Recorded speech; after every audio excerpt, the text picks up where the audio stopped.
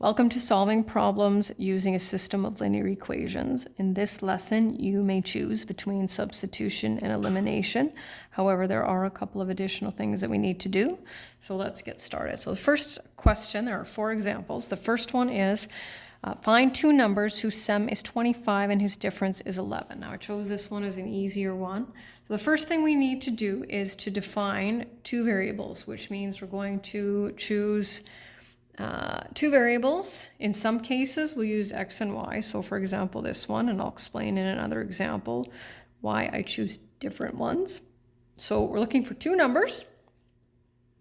So x will be one number and y will be another number. Yes, it is that simple. Then what we need to do is to create 2 equations.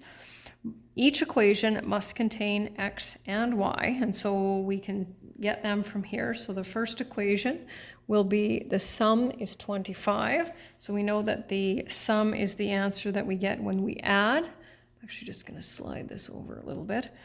X plus y equals 25. And then for the other one, the difference is 11. And that's pretty much as simple as you can get. So then we need to solve the system, and this is where you get to choose. So in this case, I would say elimination's probably maybe slightly easier, although substitution would work just fine. I can subtract the equations to eliminate x or add them to eliminate y. And so I will add them to eliminate y. And then the same as before, we take that value and substitute it in place of x. Now this time I don't need a solution set, even though there's nothing wrong with showing a solution set, but I need you to answer the question. And so it says find 2 numbers. And so I need a sentence with my answer. The 2 numbers are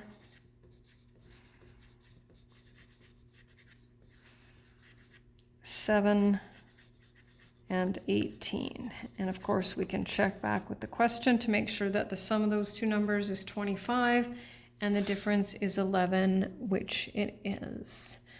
Now for this next one, I'm just going to read it since I know you can't see the whole problem. At McDonald's, 3 bacon and egg McMuffins and 1 hash brown cost $21.46. If 2 bacon and egg McMuffins and 4 hash browns cost $24.94, calculate the price of a hash brown and a bacon and egg McMuffin. So just got a little picture there over on the side for you. There, and I just recently changed the prices on this because inflation, and they were definitely too cheap, probably about 10 years old. So we're going to do our let statements. So we can use x and y, but when it comes to certain questions, I prefer to choose different variables. So be very careful here, because a b can't represent a bacon and egg, or it will represent the cost of, right, or the price of a bacon and egger. Sorry, bacon and egg McMuffin. Now I'm thinking A&W. Bacon and egg McMuffin. I'm going to write it all out here. You'll be able to see it in the notes. And then I'm going to let H be the price of a hash brown. And so what that does is, instead of then, once I've calculated them, instead of having to go back and determine, okay, which one was X and which one was Y, I will be more easily able to tell. So then I'm going to translate. So 3 bacon and egg McMuffins plus 1 hash brown is $21.46. And then 2 bacon and egg McMuffins and 4 hash browns is $24.94. And so once again, I can use substitution, I can use elimination. If I was going to use substitution, I would isolate that H. I'm going to use elimination, and because eliminating the H's will take me 1 less calculation, I'm going to do that. So I'm going to leave that equation there. I don't know why I'm not going to multiply them both by H. That's not going to help me out. I'm going to multiply them both by 4, 12b. And then I've got to get out my calculator. 21.46 times 4 is 85.84. So notice how I just left the second equation here, multiplied the first one by 4 and brought it down, because the order doesn't matter. So I'm going to subtract them to eliminate the h's. Now don't forget, right? Can have negative costs, but I'm also going to end up with a negative here. 85, 84. Oops, 60, 90, and then I divide that by 10. And then I get $6.09. So that's the cost of a bacon and egg McMuffin. And then I will do the same, 3 times 609 plus h equals 2146. 609 times 3, 1827. And then subtract those, and I get $3.19. Of course, that means the cost of a hash brown is $3.19, and the cost of a bacon and egg McMuffin is $6.09. So that needs to be in your conclusion. Okay, I've got 2 more. Alex has 100 coins in dimes and quarters. If he has $19.90, how many of each does he have? So we're going to do the same thing. So we're going to let D equal number of dimes.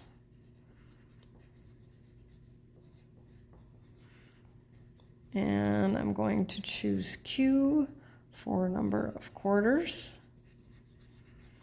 It's a lot of coins. And so we have 2 numbers here. We've got 100 coins, and then we also have $19.90. So if he has 100 coins, we don't know which combination of numbers that add up to 100 that will be, because obviously there are quite a few options for that. We know we have to deal with whole numbers because we can't have fractions of coins. So we know that the number of dimes plus the number of quarters will equal 100. Now we can't say that D plus Q also equals $19.90 because we have to take into account the value of each of those coins. And so you can either work in decimals or you can work in whole numbers. So for example, if you wanted to say, well, there's 10 cents in a dime and 25 cents, a quarter is worth 25 cents, you can't write 19.90 because then you have cents on the left side and dollars on the right. So you've got to be consistent. So your calculator can handle either one. So you could have written 0.1D plus 0.25Q equals 19.90 and done that. And then of course you can choose to solve. So by this point we should be good with that. And so I'm going to just kind of leave it at that. And I'm going to say solve the system. So this would be a good time to pause and solve the system. If for some reason you don't end up with a natural number, then there's a mistake there. But I do know that no matter what method you choose, D equals 34. And then we substitute 34 plus Q equals 100 and Q equals 66. And so then we have, there are 34 dimes and 66 quarters. And I already know that 34 and 66 adds up to 100 coins. What I can check is I can take my calculator and I can go 0.1 times 34 plus 0.25 times 66, and I should get $19.90. And I do. That's how I know it's correct. And the last one, Sarah was wandering around the park and noticed ducks and cats playing together in a field. She counted 37 heads and 92 legs. How many ducks and cats were there? Yeah, I don't know why she was counting heads and legs. I know it's a mystery, but anyway, it is what it is. So we'll let C equal number of cats. I've got a cute picture over there too. And let D equal number of ducks. And so 32 heads means there are 32 animals.